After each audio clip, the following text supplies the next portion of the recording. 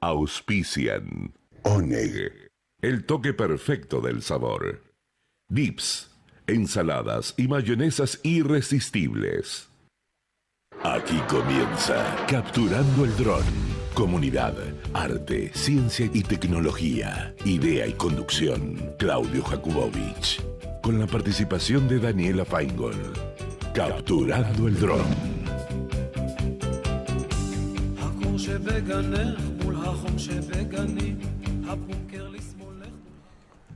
Buenas tardes, queridos oyentes, queridos amigos.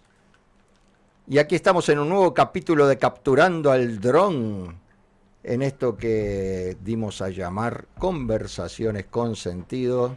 Buenas tardes, Daniela, ¿cómo estás? Muy bien, ¿y vos? Todo muy bien, todo muy bien. Estoy contenta hoy, ¿eh? Ah, ¿sí? Hoy estoy contenta. Dime. Tenemos un entrevistado muy interesante, me Sí, parece. un tema no muy común, ¿no? Me gusta que traigamos temas que no son muy comunes. Sí, está muy bien, está muy bien. Estamos en este momento, hoy, conversando con... Yo creo, voy a hacer algo que me gusta hacer, pero en otro espacio, y voy a hacer lo siguiente. Pablo, después de que termines de tomar agua, ¿me querés contar un poquito a qué te dedicas? Bueno, primero vamos a decir, es Pablo Schneck. Pero quiero que lo diga él. Está bien, muy bien. Un entrevistado de lujo, por supuesto, con un tema no común, pero muy interesante. Sí, sí. Pablo, Bueno, ¿qué tal? Buenas tardes. buenas tardes. Muy buenas tardes. Lo primero que debo decir es que me dedico a seguir cultivando amistades que vienen desde la infancia, desde nuestra primerísima infancia, y eso también me trae aquí porque este sujeto que tengo a mi derecha creció conmigo desde los 3 años en el Schule I.L. Pérez de Villa Lynch, que, si me permitís el chivo, acaba de cumplir 85 años, ya no como Schule, pero se mantiene como una institución civil, como una asociación civil en el Partido de San Martín, en el barrio Villa Lynch, así que nuestro recuerdo. ¿Y a qué me dedico? Bueno, soy un tipo que intentó reinventarse al cabo de una vida casi nómade de décadas, ¿no es cierto? Y mi definitivo regreso a la Argentina después de un periodo de casi 15 años de ausencia y mi reinserción aquí. A partir de eso me replanteé muchas cosas que quería hacer, sabía que quería seguir viviendo, o sea, reinstalarme en Argentina, y me puse a estudiar turismo en el Instituto de Formación Técnica Superior, número 7, perteneciente al gobierno de la Ciudad de Buenos Aires. Fue duro, fue arduo, eso de reinventarse a los casi 60 años no es tarea fácil, pero funcionó, parece, porque, bueno, terminé una carrera de 34 materias hasta obtener mi Tecnicatura Superior en Turismo, que me habilita como guía de turismo para la Argentina, con especialización en la Ciudad de Buenos Aires. Al cabo de un tiempo y empezar a organizar mi forma de trabajo, muy de a poquito, porque tengo alguna otra actividad, surgió la posibilidad de ingresar como guía de sitio en el cementerio de la Recoleta, que hoy en día es considerado como uno de los atractivos más importantes de la Ciudad de Buenos Aires. Y bueno, en estos momentos, más allá de algún trabajo freelance que estoy haciendo como guía en pequeños grupos o en familias que me contrata alguna agencia, así, mi tarea más sólida en este momento como guía de turismo es el cementerio de la Recoleta en los fines de semana y feriados, con recorridos que ofrece el cementerio para todos los visitantes en forma gratuita. Es decir, los extranjeros pagan una entrada, pero esa entrada incluye el derecho a una visita guiada. Así que bueno, esa es mi presente laboral y esta es la actividad. A eso me dedico. Una presentación muy extensa y que me encantó. Hablaste, lo primero que dijiste, te referiste a cuando tenías 3 años que conociste al caballero que tenemos en el medio entre nosotros. Y yo te quiero preguntar, ¿cuál es el mejor recuerdo que tenés de tu infancia? Muy difícil. Muy difícil. Esa pregunta es muy difícil, pero creo que el mejor recuerdo a estas alturas, a los 65 años, tenemos, tanto Claudio como yo, creo que el mejor recuerdo es precisamente la infancia. Y adentro de eso se pueden revivir a nivel mental, en nuestras almas, muchos momentos muy felices. Él tiene una memoria mucho mejor que yo en ese sentido. Recuerda cosas con detalles que realmente causa envidia, porque, bueno, las puede recordar y revivirlas. Pero sí, la infancia en general, hay 3 programas necesitaría. Bueno, quiero hacerte una pregunta que... Perdón, Sí, claro. el peor recuerdo que tengo. Ok. Me robaba todas las novias Uh, en la escuela primaria. bueno, fuertes declaraciones me parece, ¿no? Creo que tenía que haber hecho esa pregunta al Todas, final para que Claudio todas ponga rojo las al final. que me ¿no? gustaban a mí, o casualidad le gustaban a él. Bueno. Estás colorado, Claudio. No, fue gracioso. No, me gustó el recuerdo. Una pregunta al respecto del tema que nos convoca hoy es ¿por qué turismo? ¿Por qué turismo? ¿Por qué al pensar en reinventarte? ¿Por qué al pensar en cambiar el rumbo a los 60 años elegiste el turismo? Sé que tuviste, cuando vivías en Israel, algún paso por también la visión del turismo, pero ¿por qué el turismo acá? O siguiendo la misma vocación que tuviste en ese momento en Israel, retomaste acá en la Argentina. Mi aproximación al turismo fuera de la Argentina fue por una cuestión de necesidad. Yo vivía en Eilat, no sé si los oyentes ubican, es una localidad, también un atractivo turístico de los más importantes de Israel, en el sur, en la frontera con Egipto y con Jordania, ahí en las puertas del desierto del Sinaí, y allí casi mi única alternativa laboral era el turismo, pero a través de la hotelería. Esa fue mi aproximación al turismo. Mi contacto con turistas era trabajando en recepción de hoteles. Cuando llegué acá y en función de ver, bueno, ¿qué puedo hacer con lo que pude haber capitalizado de tantos años de trabajo viviendo ahí, medio en los márgenes del turismo propiamente dicho? Y bueno, surgió esta posibilidad de hacer este curso, que era gratuito y que supuse yo que me iba a abrir puertas, probablemente confiado en la posibilidad de salir al ruedo laboral haciendo valer un par de idiomas más que me traje de tantos años de vivir fuera del país, y que eso podría hacer una diferencia cualitativa en el oficio, en mi caso. Y eso también me impulsó mucho. Y debo decir también que a la edad que yo volví, se me cerraban puertas laborales para trabajar en la hotelería, incluso. De modo que dije sí, de a poquito ir estudiando, ir metiendo las materias y ver qué pasa después. Y ahora estoy realmente feliz, si cabe el término, con la decisión, porque me estoy desarrollando como guía de turismo, aparecen proyectos, trabajo en un lugar tan amplio, tan infinito como es el cementerio de la Recoleta desde todo punto de vista, para que un guía de turismo se ejercite. Es una experiencia fascinante. Bueno, en principio tenemos que te encontraste con un título de guía de turismo, y dentro del guía de turismo se abrió la ventana del cementerio de la Recoleta.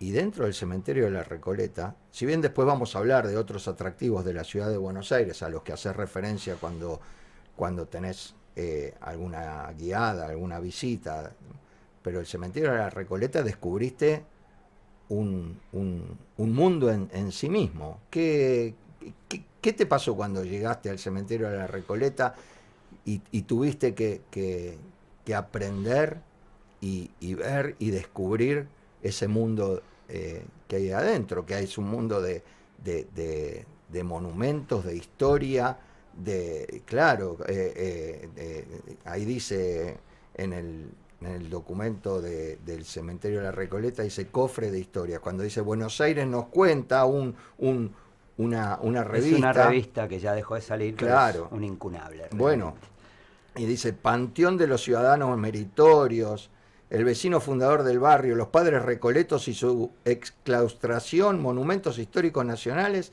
arte y arquitectura.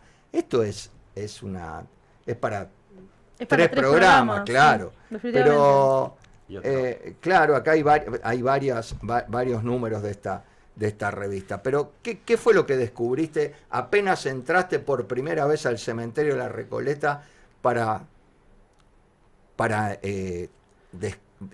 estudiarlo, descubrirlo y poder darlo a conocer a la gente que lo visita? Porque estás sos guía del cementerio. Claro, el primer impacto es muy, muy fuerte. Estudiaste para ser guía de turismo, pero vas a tener que empezar a hablar de muertos y de muerte y de historias que tienen que ver con esos personajes, porque vos tenés que armar una visita guiada que tenga distintos ingredientes. Está bien, pero ¿por qué hay una visita guiada al cementerio de Bueno, primero lo voy a responder en mi caso personal, es decir, déjame pasar un pequeño chivo, tiene que ver con una decisión de la directora general de cementerios de la Ciudad de Buenos Aires, la doctora Ana Lavaque, que puso en valor el patrimonio cultural e histórico de la Recoleta e instauró estas visitas guiadas de fines de semana y feriados. Quiero hacer una mención porque es invalorable el aporte de esta funcionaria. Ya existían visitas guiadas de lunes a viernes, ¿sí?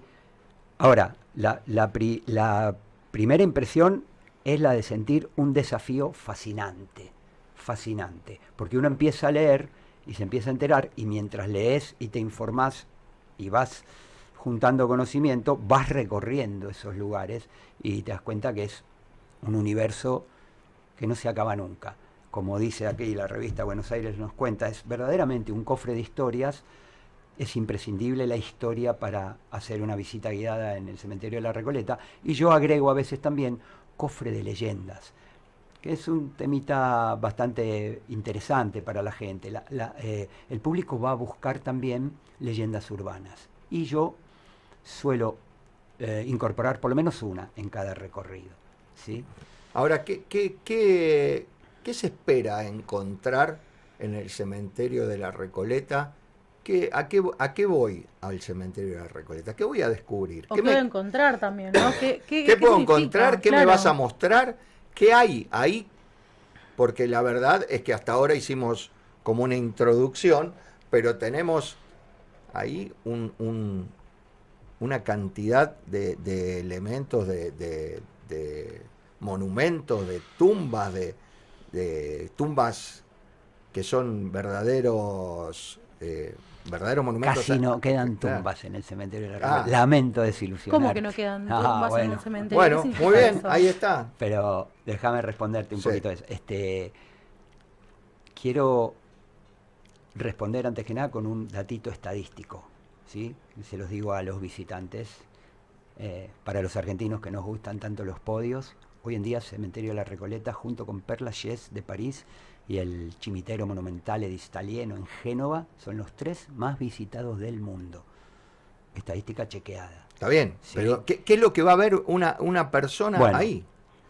Historia, arte, arquitectura e historias, relatos que tienen que ver con esos difuntos ilustres que protagonizaron nuestra historia. Claro que también hay personas anónimas, desconocidas. Tengamos en cuenta, para seguir tirando datos, se contabilizan en este momento en Recoleta aproximadamente 4.870 bóvedas y mausoleos familiares. O sea que es infinita la información que se puede obtener. Imagínate que hay que hacer una visita guiada de 1 hora y media. De modo que hay que hacer un filtro muy, muy minucioso para seleccionar y elegir cosas que mantengan la atención despierta del visitante durante esa cantidad de minutos. El cementerio de la Recoleta fue el primer cementerio de la ciudad de Buenos Aires, fue el segundo. ¿Cuándo se creó, se fundó? ¿Cómo se dio con ese espacio de la ciudad para transformarlo en cementerio? Bueno, te voy a responder con una partecita que yo hago en la introducción, cuando le explico a los visitantes que la historia aquí es una compañera imprescindible en este camino. El cementerio de la Recoleta se crea por un decreto del gobernador de aquel entonces, de esa Buenos Aires casi recién emancipada de la corona española, si hablamos de 1822. Bueno, vamos a decir un dato un año antes. En 1821 se suprimen 3 órdenes religiosas por un decreto también del brigadier general Martín Rodríguez y su ministro de gobierno, Bernardino Rivadavia. Suprimen 3 órdenes religiosas, entre las cuales figuraba la orden de los frailes recoletos descalzos. Ahí ya tenemos el porqué. La zona y luego el cementerio adquieren ese nombre, Recoletos, Recoleta. ¿Qué significa suprimir una orden religiosa? Muy simple. Expulsión y secularización, confiscación de todos sus bienes. Donde hoy funciona el cementerio de la Recoleta, funcionaba la huerta de los frailes recoletos y su camposanto. Eran zonas rurales, desérticas todavía. O sea, allí, que no era lo que es hoy en día, que es un barrio... Absolutamente. Okay. En 1822, ya con esa zona deshabitada, es decir, desocupada por los frailes recoletos, allí es donde se decide emplazar el primer cementerio público y católico de lo que décadas después va a ser la República Argentina. Pero sigue siendo un camposanto. No. Ah. Si sí, claro. Les interesa, sigo un poquito adelante. Le hago una pregunta a mis visitantes. ¿Por qué un cementerio? Aunque parezca una pregunta casi obvia. Bueno, responden muchos, ¿no? Hay un intercambio. Responden, bueno, porque hay que hacer algo con los muertos. Sí, pero ¿qué se hacía hasta ese momento? Si les estoy contando que es el primer cementerio. No se podía continuar por razones sanitarias con la modalidad del sepulcro en las criptas adentro de las iglesias. Razones sanitarias. Los últimos años del virreinato habían intentado y no hubo caso. Ahora se pusieron firmes Martín Rodríguez y Bernardino Rivadavia, prohibición explícita de nuevos entierros adentro de las iglesias para las familias más ricas y de mayor prestigio social. Los de familias más humildes, los pobres, huérfanos, iban a parar a eso que justamente vos mencionaste, Claudio, por definición, espacio consagrado al sepulcro de católicos, que es el Camposanto, que eran los terrenos adyacentes de las iglesias. Por eso se crea este primer cementerio público. Hasta ahí. No, está bien. No quiero extenderme. Está perfecto. Estamos hablando con Pablo Sneck, guía de turismo, y volviendo un poco a lo que hablamos un poco en la preproducción, quiero consultarte, ¿cómo decidiste de grande estudiar turismo? Porque mucha gente dice que nunca es tarde para estudiar, nunca es tarde, y la verdad que me parece que eso es un ejemplo para esas personas que dicen que no, bueno, ya se me pasó el cuarto de hora, ya estoy grande para estudiar. No, bueno, es una pregunta que yo también me hice profundamente, pero ¿era eso o algo a lo que yo no me quería exponer, ¿no es cierto? Que era desocupación o claro, otro tipo de trabajo, sin menospreciar ningún otro oficio, ¿no es cierto? Pero bueno, como dije antes, capitalizar experiencia en el exterior, capitalizar un par de idiomas extras que puedan abrirme alguna puerta. De hecho, en mi trabajo privado como guía eso se está dando, y salir al ruedo. Después, bueno, surge este llamado, me presenté, hice las entrevistas correspondientes y me contrataron del cementerio de la Recoleta. Bueno, volviendo al tema del cementerio propiamente dicho, ¿con qué nos encontramos en el cementerio? Ya hablamos que hay monumentos, es un pedazo de la historia, la transformación. Arte, arquitectura. ¿Qué es lo que hay? ¿Qué tumbas? ¿Cómo es un recorrido?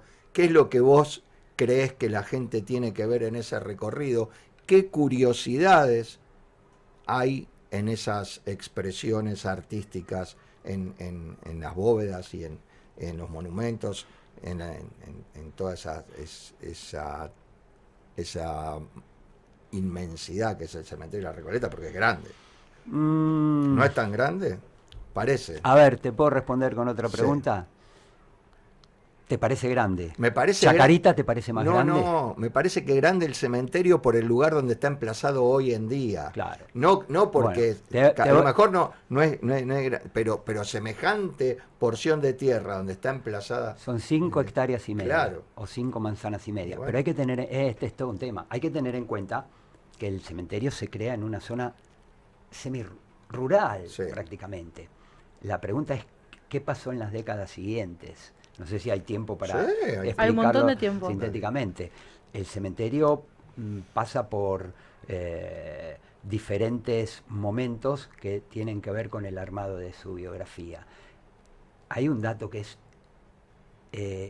absolutamente imprescindible mencionar. La epidemia de fiebre amarilla en 1871 produce un verdadero fenómeno poblacional, produce un verdadero éxodo de familias, volvemos a este asunto, ricas y de prestigio social que habitaban El sur. el sur, Montserrat, San Telmo, Sí. periferia del casco histórico, Hacia el norte. las orillas, y se vienen, porque circulaba una leyenda sin sustento científico de que estas zonas más altas, en estas zonas más altas de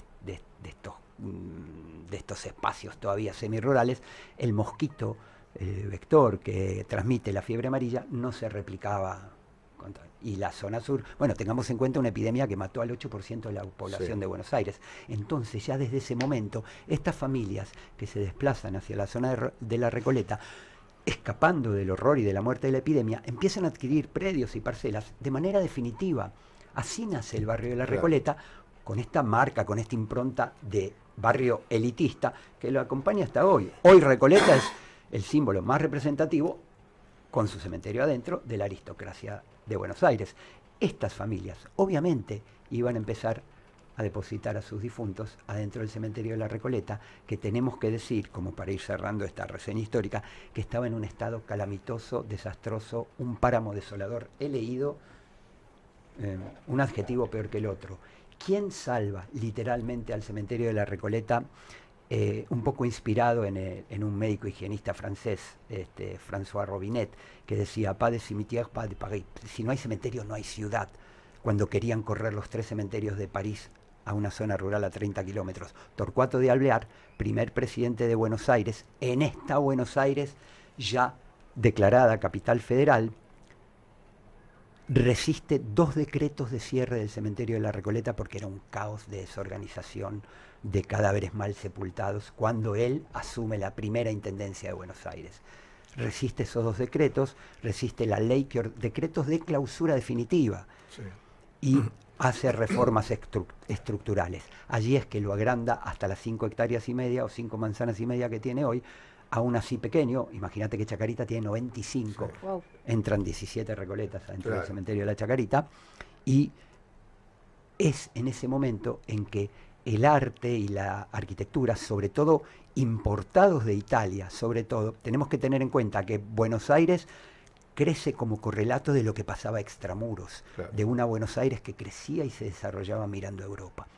Y el cementerio no va a ser la excepción, porque esas familias tan ricas empiezan en aquellos tiempos y hasta 1930 a construir esos suntuosos y majestuosos mausoleos y bóvedas familiares, porque yo utilizo con mis visitantes una frase que colectivizo y digo, si queremos entender por qué esta estatuaria y esta monumentaria, podemos anclar en 2 ideas. Primero, desde 1863, las familias que compraban y pagaban espacios mortuorios, adelantando el pago de 50 años, se hacían acreedoras a concesiones a perpetuidad. ¿Y eso a quién le pagaban? A la ciudad de A Buenos la ciudad Aires, de siempre Buenos fue perteneciente a la ciudad de Buenos Aires. Ahora, bueno, y un sí. detalle más, y por otro lado, esta idea de inmortalizar y de perpetuar ciertas supuestas virtudes, supuestas que mencioné antes, prestigio social, importancia y poder. Si fuimos importantes y poderosos en la vida, lo que queremos comunicar a través de esto que es arte funerario, pero arte al fin, como gramática, como lenguaje, discurso silencioso, pero discurso al fin, es justamente que seguimos siendo importantes y poderosos aún después de la muerte. Natalio Ruiz. Algo de Algo eso. de eso hay. Y Bueno, te hago dale. y volviendo, a ver, me parece que vamos a tener que ir por este lado, pero ¿cuál es tu vínculo con la muerte? Vos sabés que lo estoy revisando eso, porque laburar, ya a esta altura ya llevo como 10 meses en el cementerio y la cosa va cambiando. Vos sabés que me parece que me estoy llevando mucho mejor. Me estoy llevando mejor. ¿Cómo te llevas antes y cómo te Porque llevas Leo, ahora? antes me llevaba con tremendo, casi digo cagazo, no, temor. Temor. Sí, era una cosa muy, muy oscura, muy incierta y que me producía, tal vez me sigue produciendo una gran tristeza, porque la verdad es que la vida es muy disfrutable y uno quisiera que esto se prolongue, que lo bueno no se termine. Mi pregunta es, ahora vuelvo al cementerio. Está bien, está muy bien, es verdad, todos queremos que la vida se prolongue infinitamente. Eh, ¿Con qué nos encontramos en el cementerio? ¿Cuáles son esas obras de arte, esos espacios arquitectónicos, esos monumentos? ¿Qué es lo que más te llamó la atención apenas entraste por primera vez o las primeras veces al cementerio? ¿Y qué es lo que vos hoy comunicás frente a los grupos que van a hacer la visita como algo descollante? Bueno, el cementerio tiene un punto que es donde yo inicio mis recorridos, que es un punto que antes de la reforma y de la extensión y el amurallamiento de las reformas que les comenté de 1881, tiene una escultura, digámoslo, porque hay mucho arte extranjero en el cementerio de la Recoleta, en este caso una escultura que se llama el Redentor, algunos lo llaman el Cristo Central o el Cristo Anciano, que fue emplazado allí en 1914, que realizó el argentino, Pedro Sonsabriano. A partir de allí, ya si uno se para allí y mira a la derecha, se encuentra con una especie de capilla de estilo francés. De hecho, todo ese complejo fue realizado por Louis Dubois, un arquitecto francés, y llama poderosamente la atención dos cosas. Por decir, mirás para la derecha a partir del Cristo Central, te encontrás con una gruta donde descansaron, debemos decirlo, es una verdad histórica, hasta 1966 los restos del general Tomás Guido, un amigo fraternal, confidente del general San Martín y compañero en la aventura del cruce de la cordillera de los Andes, que había dejado escrito en su testamento su deseo de que cuando él falleciera, sus restos descansen para siempre bajo las piedras de su querida cordillera de los Andes. Su hijo, Carlos Guido Hispano, poeta y escritor, evidentemente no pudo cumplir con esta voluntad del viejo. Sin embargo, vos ves una gruta hecha de manera muy rústica, que llama muchísimo la atención, porque fue hecha con piedras de la cordillera de los Andes, que Carlos Guido Hispano mandó a traer y con sus propias manos le construyó a su papá esa cueva, esa gruta. Y es algo que impacta muchísimo en ese punto del cementerio. Ahí tenés, mirá qué anécdota. Claro. Se han caído lagrimones en esta explicación. Claro. Después, si seguís con la mirada, te encontrás con ese mausoleo imponente que pertenece originalmente. Después la propiedad fue repartida, averigüé en la administración por algunas familias más, pero pertenece originalmente a la familia de Dorrego Ortiz Basualdo. Dorrego Ortiz Basualdo, sí, siempre digo. 3 apellidos por si 2 no alcanzaban para mostrar poder, Sí. en todo punto, alcurnia, prestigio social, ¿no es cierto?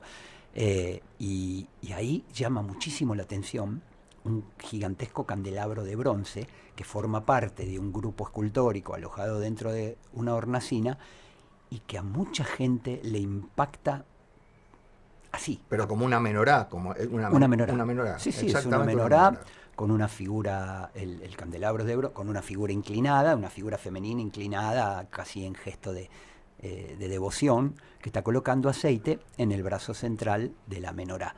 Y bueno, ahí tenemos mucho material que hay que recortar porque se han hecho muchísimas interpretaciones de qué hace un candelabro hebreo bajo una gigantesca cruz latina con los 4 evangelistas labrados en el mármol en sus extremos. Esa especie de desafío, de apertura ideológica, de conjugar 2 símbolos tan representativos de 2 religiones a esta altura de la historia, y en 1895, cuando se hizo ese grupo escultórico, antagonistas, como son el cristianismo y el judaísmo. En fin, ahí tenés un ejemplo de algo que llama poderosamente la atención y que, bueno, a la gente le interesa escuchar. ¿Por qué un candelabro en un cementerio Católico, que se supone católico, con predominancia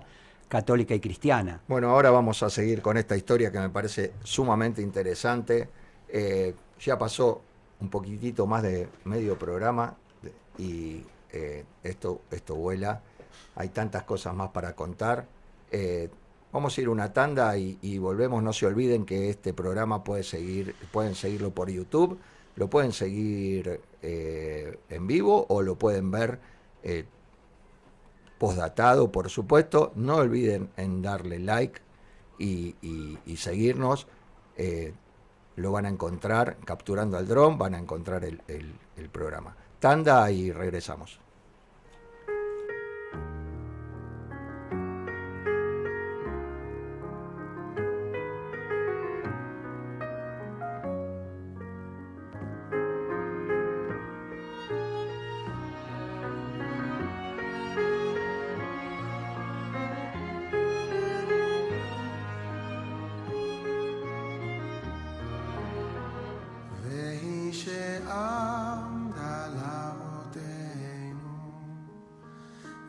שעמדה לאבותינו ולנו, שלא אחד בלבד עמד עלינו לכלותנו, עמד עלינו לכלותנו, והיא שעמדה לאבותינו, והיא שעמדה לאבותינו ולנו, שלא אחד בלבד עומד עלינו לכלותנו, עומד עלינו לכלותנו, והקדוש ברוך הוא מצילנו, מצילנו.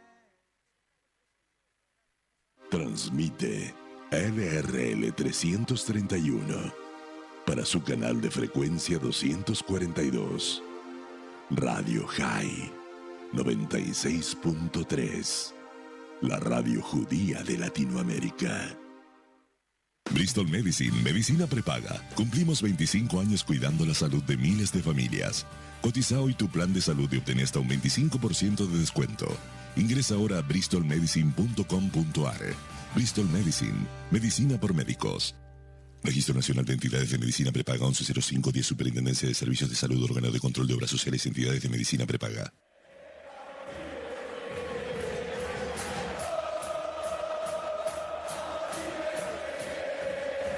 La actualidad deportiva, institucional y política de River Plate. La escuchás en Código River. Los jueves de 20 a 22. Código River. Con la conducción de Gustavo García por Radio High. Yo soy del vicio de River Plate y con mi corazón yo te sigo. Usina de Justicia. Estamos con las víctimas. usinadejusticia.org.ar. Damas y caballeros, con ustedes Coffee Break tiene de todo y para todos. Coffee Break. Después del pensando y durante el morfando, Coffee Break, el programa que estabas esperando. O tal vez no. La pasta sin queso es como el amor sin beso. De 10 a 13, de lunes a viernes, Dani Salzman y su equipo acompañan tu mañana para que la conviertas en mediodía. Desde siempre y como siempre en Radio High. ¿Querés escuchar un buen programa? no escuches el Coffee Break. Puedes bajar la app de Radio High para Google y Android. Y escucharnos e interactuar desde cualquier lugar del mundo. Para Google y Android. Radio High, la radio judía de Latinoamérica. Seguimos capturando el dron.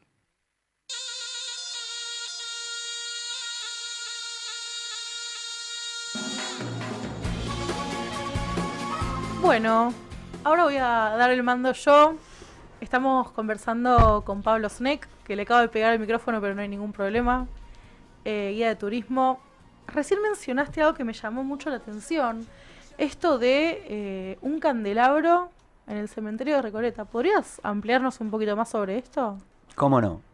Un candelabro en el cementerio de la Recoleta que llama muchísimo la atención, en una bóveda familiar que para algunos es considerada la más grandiosa del cementerio. Tenemos que decir algo importantísimo. Este candelabro se encuentra en un mausoleo que es una réplica de otro que ya existía desde hacía 12 años en el cementerio que les comenté de Génova, en la colina de Stalieno, de una familia Montanaro. El autor del grupo escultórico es, cuando no, un escultor italiano, Giovanni Battista Villa, es contratado para realizar una réplica en el cementerio de la Recoleta. El candelabro es parte de esta combinación artística y relata, es decir, simboliza un relato del Nuevo Testamento que se llama la parábola de las 10 vírgenes. ¿Sí? No la voy a relatar ahora, léanla en sus casas si quieren. Cuando termine el programa, en no internet. ahora. No, claro. Pero para dar la referencia, Mateo capítulo 25, eso es lo que está representado a través de esa figura femenina, colocando aceite sacro en el brazo central del candelabro. Es una réplica. Esto nos muestra hasta qué punto estas familias ricas argentinas imitaban la escultura que estaba realmente de moda en aquellos tiempos, terminando el siglo XIX, italiana y francesa, pero sobre todo italiana, importando también a los artistas, como este caso de Giovanni Battista Villa. Bien. El candelabro podría explicarse, podría haber tres razones que expliquen semejante desafío, semejante apertura ideológica, ¿sí? Teniendo en cuenta que no es frecuente, no solo en el arte funerario, en todo el arte occidental es casi infrecuente esta conjunción simbólica. En primer lugar, tenemos que entender que figuras prominentes del primer cristianismo, bueno, Pedro, Pablo, Juan, Jesús y María, todos paisanos, ¿no es cierto? Todos judíos. ¿Pablo era judío? Sí. Ah, ok. De modo que Pablo también. No me refería a mí. De Sí, modo sí, que sí, el se entendió. candelabro allí puede tener digamos, un asidero la presencia de un candelabro allí, más allá de lo que se quiere representar del relato del Nuevo Testamento.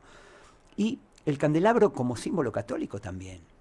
El cristianismo capturó, además del dron, capturó simbología precristiana y la resignificó. El candelabro es símbolo para el cristianismo de la salvación espiritual, de la luz divina. Para el judaísmo tiene un sinfín de significado que no vamos a enumerar ahora. Pero esto de los nuevos cristianos no puede tener que ver esto, o sea, lo que nosotros llamamos marranos. Claro, También es una de las tres porque- patas de esta mesa que claro, explicarían. Porque toda la corriente de la expulsión de los judíos de España que vinieron por el Perú, el Alto Perú, y después bajaron por Tucumán y se asentaron Sí, en Buenos Aires. esta es una suposición también que intenta explicar la presencia del candelabro. Es decir, para resumirlo mucho, un homenaje a la probable presencia de antepasados, de ancestros judíos en la genealogía de estas familias. Dorrío, se supone que venían de Portugal, perseguidos por la Santa Inquisición, obligados a la conversión o a huir o a la hoguera. Sí. ¿No? Entonces, eso también es una de las teorías que justifica la presencia allí del candelabro. Sí. Y yo te pregunto, ¿qué otros símbolos judíos, podemos llamarlo, hay dentro del cementerio? Mira, ¿Hay otras perlitas? tengo constancia de 3 judíos. Quiero contar un detalle histórico importantísimo, porque si no, no hay base histórica a por qué judíos, si este era un camposanto inaugurado como católico. En 1863 se produce un conflicto de Iglesia Católica contra poder político. ¿Por qué? Se rechaza la sepultura del doctor Blas Agüero, un masón. ¿Sí? Los masones estaban en una lista, en términos jurídicos se los llamaba interdictos: un suicida, un masón, un excomulgado, un renegado público de su fe cristiana. Eran categorías que no ameritaban sepulcro católico.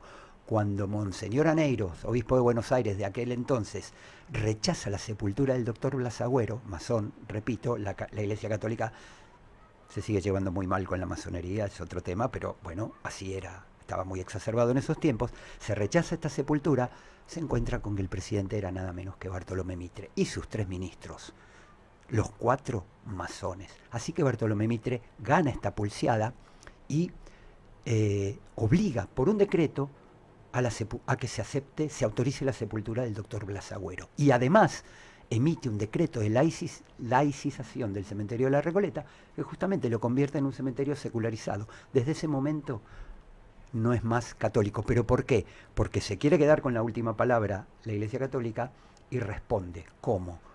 Declara profanado al camposanto de la Recoleta y le quita para siempre la bendición eclesiástica. ¿Es un cementerio de predominancia católica? Absolutamente. Pero además es laico. Hay constancia de 3 judíos descansando en Recoleta. Benjamin Breitman, que tiene una bóveda familiar modesta, casi pegada al monumento, a la columna conmemorativa donde descansan los restos de Domingo Faustino Sarmiento. Paradojas de la historia, ¿no? En la bóveda de la familia Yersa, cuyo personaje principal, que está en un monumento aparte, es el doctor Toribio de Ayers, un médico vasco que fue cofundador de la Cruz Roja Argentina. Descansan los restos de un rumano llamado Jules Popper, un expedicionario, ingeniero en minas, que trabajó muchísimo en Ushuaia. En fin, una historia muy interesante si la quieren revisar. Y una tercera presencia judía que me enteré hace poquito, que era la que me faltaba, que es de la esposa del hermano la esposa de un músico que salvó músicos trayéndolos con contratos para trabajar en el Teatro Colón durante el Holocausto, y ella llevó adelante una vida como católica, pero hay constancia de su nombre y su apellido judíos, se casaron en Bélgica, en fin. Ahora ahí estamos trayendo tumbas o monumentos o sepulturas de diferentes momentos históricos. Una es del siglo XIX, donde tenemos Sarmiento, qué sé yo, otra sí, tumba. Segunda mitad del siglo XIX. Segunda mitad del siglo XIX, y después tenemos figuras ilustres de la historia argentina. Tengamos en cuenta, 90 monumentos históricos nacionales tiene la Recoleta, o sea, bajo la tutela y protección del Estado. 21 presidentes de la nación descansan en el cementerio de la Recoleta, de modo que nuestra historia está casi toda allí. Pero también tenemos historia del cementerio de la Recoleta del siglo XX y sepulturas del siglo XX. Ahora, ¿hay sepulturas hoy en día en el cementerio de la Recoleta?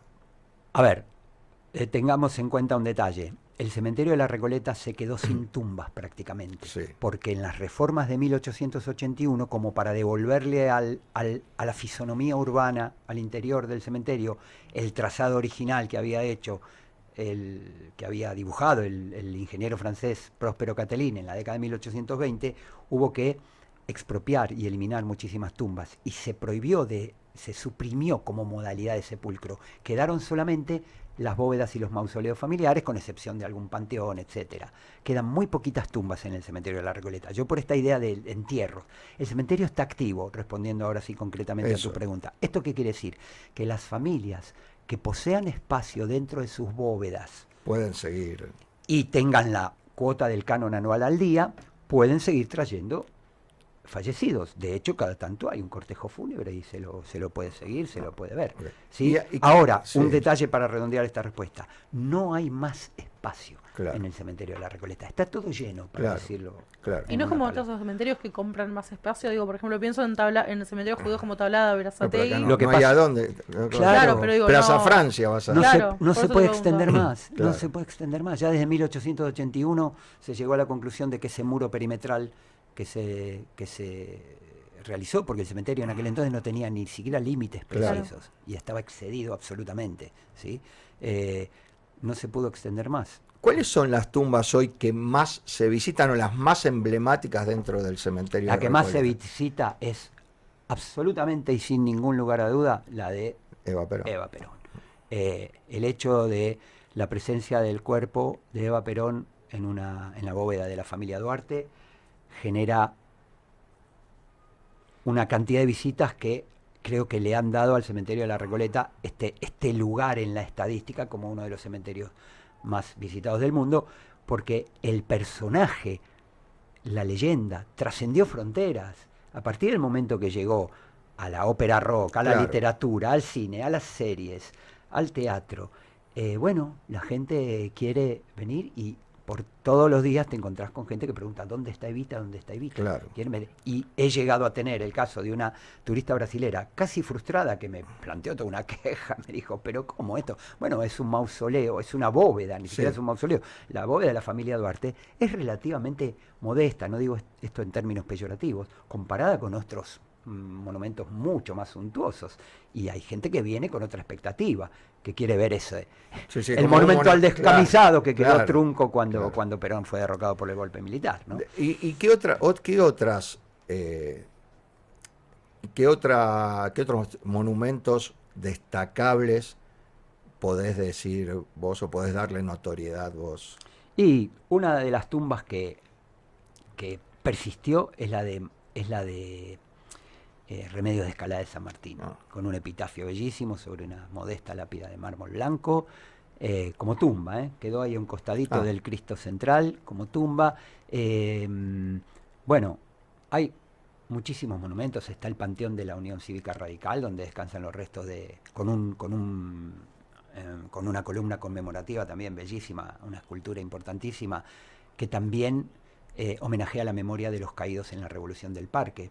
Allí descansan Hipólito Yrigoyen, Elpidio González, Leandro Alem, Arturo Ilia, y estuvo también hasta hace unos años Raúl Alfonsín, fue exhumado de ese panteón, podríamos decir, de ese mausoleo de la Unión Cívica Radical y llevado a un espacio aparte que le concedió el cementerio para él y para su esposa. También es de los más visitados. Pero bueno, está la bóveda familiar de la familia Roca, donde está Julio Argentino Roca, que es también muy interesante para describir por toda la simbología que ofrece a los ojos del visitante. Es un monumento, es una es tumba. como una casa, es Ajá. como una casa con una casa en una diagonal que tiene un busto de don José II Roca, creo que se llama el padre de Julio Argentino Roca, y allí descansan las tres generaciones, José II Roca, Julio Argentino y Julio Argentino hijo.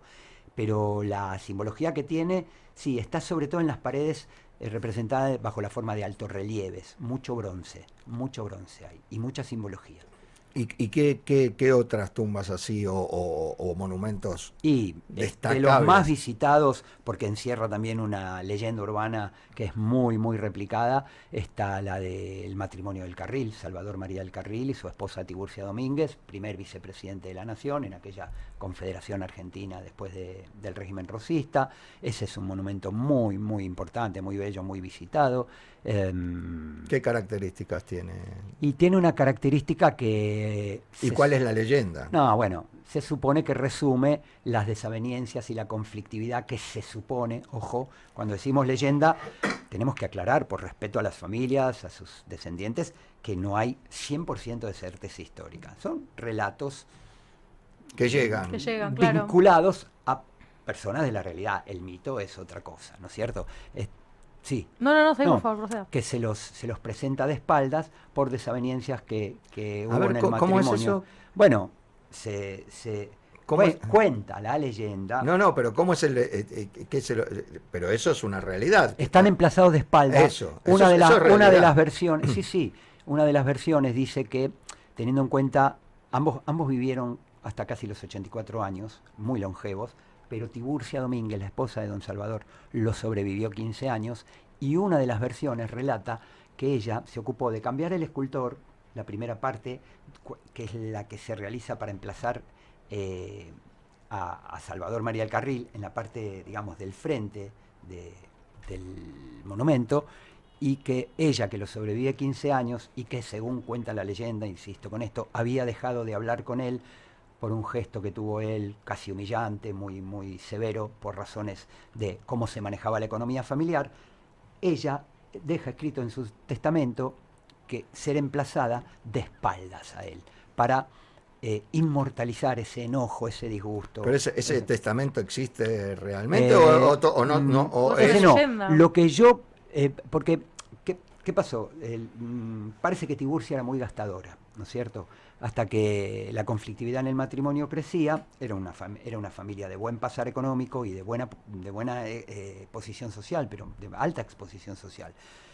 Y cuenta la leyenda que don Salvador decide publicar, para terminar con los gastos y las deudas de su esposa, decide publicar un pequeño aviso, sobre todo se habla del diario El Nacional, que llegaba hasta Bolivia, en el que, palabra más, palabra menos, redacta que a partir de la fecha de la publicación deja de reconocer futuras deudas y acreencias en las que incurra su esposa Tiburcia Domínguez. Wow. Es muy fuerte. Es fuerte, claro. Entonces, muy violento, por eso ella, en épocas en que no había divorcio, no tenía muchas herramientas, se dice que dejó de dirigirle la palabra a su marido. Yo pude chequear con el esposo de una descendiente de la familia, ¿sí? Un hombre iba dedicado a la historia. ¿Iba al bingo la señora? ¿Al casino? No, se dice que era muy afecta a los vestidos, las alhajas y los perfumes importados de aquellos tiempos. Bueno, muy bien. Así que el esposo que fue visitante en uno de mis recorridos, el esposo de una descendiente, me ratificó que el aviso existió, lo cual me da tranquilidad como para hacer este relato. Bueno, en conclusión, es uno de los monumentos más imponentes que tiene, inclusive es un baldaquino, es decir, una estructura que se eleva como en obelisco, una altura impresionante, y en la cúspide tiene una escultura de Cronos, del dios griego del tiempo, mostrando una clepsidra, un reloj de arena, como para mandarnos ese mensaje de que la fugacidad de la vida, el carácter inexorable de la muerte, y que el tiempo no solo pasa, que el tiempo vuela. Claro, muy bien. Hablaste recién de las perlitas tantas que tiene este cementerio, que me parece algo alucinante. Me gustaría que, sin yo decir qué es, que desarrolles un poquito lo que me compartiste por WhatsApp un ratito antes de empezar con el programa, ¿puede ser? Sí, es un hallazgo que yo hice, creo que es interesante. Ahí lo estamos viendo en pantalla, por las dudas. ¿Podrías explicarnos qué es lo que estamos viendo? Sí, lo que vemos es la parte de bronce del monumento que evoca, que honra la memoria, bueno, también allí descansan sus restos, del coronel Ramón Falcón, que fue asesinado ahí cerquita del cementerio, en su carraje, junto a su asistente Luis Lartigau, y observamos allí una inscripción en hebreo firmada por, bueno, la firma está en castellano, dice arriba Comunidad Israelita, y una inscripción en hebreo, a ver, la podemos poner de vuelta y a ver si alcanzo a leer. Ahí está. Y si no llegas a ver, por las dudas, te comparto mi celular. Dale. Así te es que más dice, cómodo. para ser fiel a lo que está escrito, la comunidad israelita al coronel Ramón Falcón, mártir del deber, ¿sí? Y abajo hay una inscripción en hebreo que dice Kisar Begadol Nafal Hayom Hazeh, que una persona poderosa y grande y poderosa, algo así, cayó un día como hoy. ¿Y por qué ¿Por qué la comunidad israelita? Bueno, una interpretación posible que yo leí, porque hay muchos ilustres sepultados en el cementerio de la Recoleta, que descansan allí, que han caído en el cumplimiento de su sagrado deber, militares, no saben lo que es la historia y el monumento de Luis María Campos, por poner un ejemplo, ¿no es cierto? El mismo Tomás Guido, del que hablamos antes. ¿Y por qué la comunidad israelita deja esa placa de bronce en 1900, primeros años del siglo XX, Sí. murió Falcón en 1910.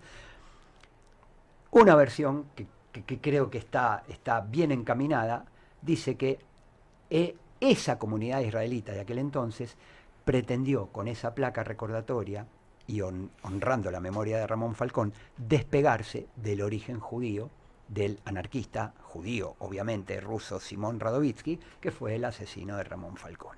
Wow. Sí.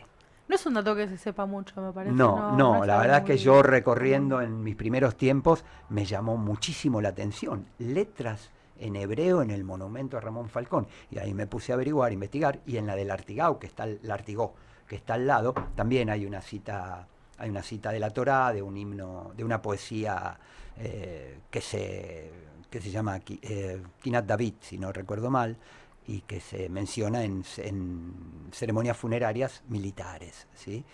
Y también en hebreo y también aportado por esta misma comunidad israelita que no se define con una sigla.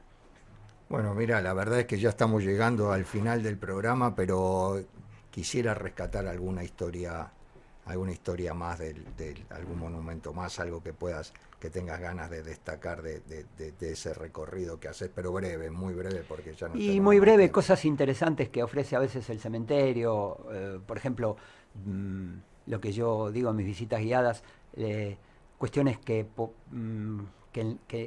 digamos, cosas que en la vida, que la vida distanció, el cementerio los vuelve a unir.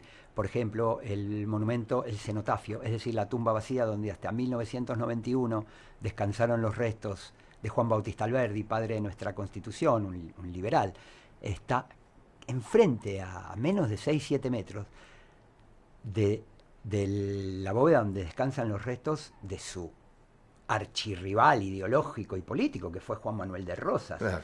O sea, las ideas los distanciaron Claro, tanto en la sí. vida, y el cementerio Los une. ahí los tiene cerquita uno al lado del otro.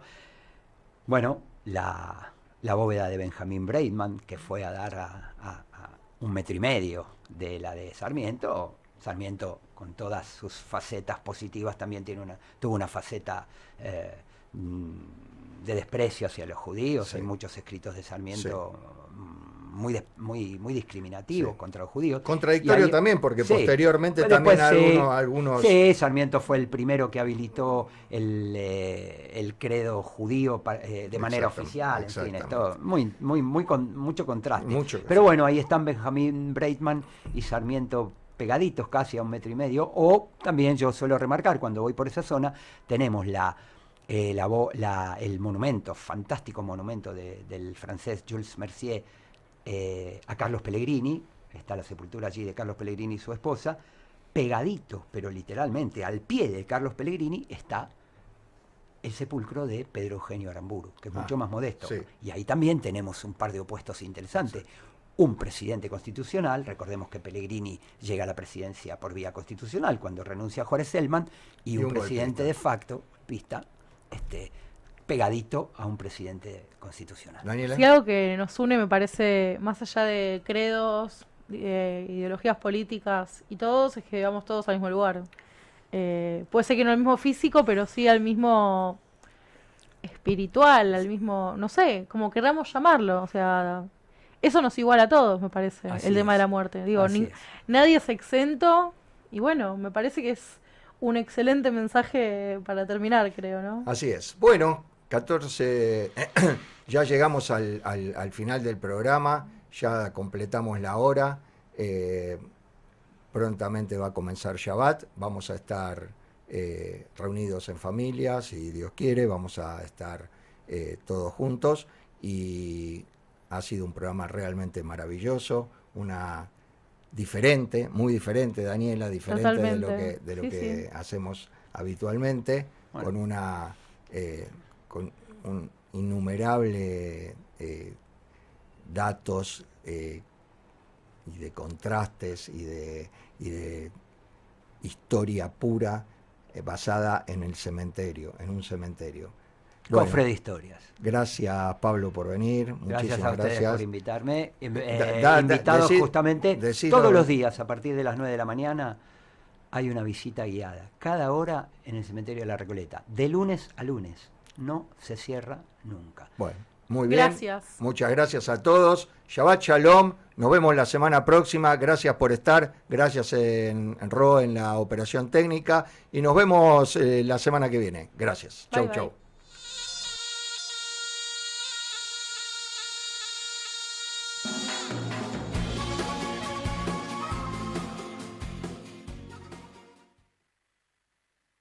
Hasta aquí fue Capturando el Dron. Los esperamos la semana próxima. Auspició Oneg, el toque perfecto del sabor. Dips, ensaladas y mayonesas irresistibles.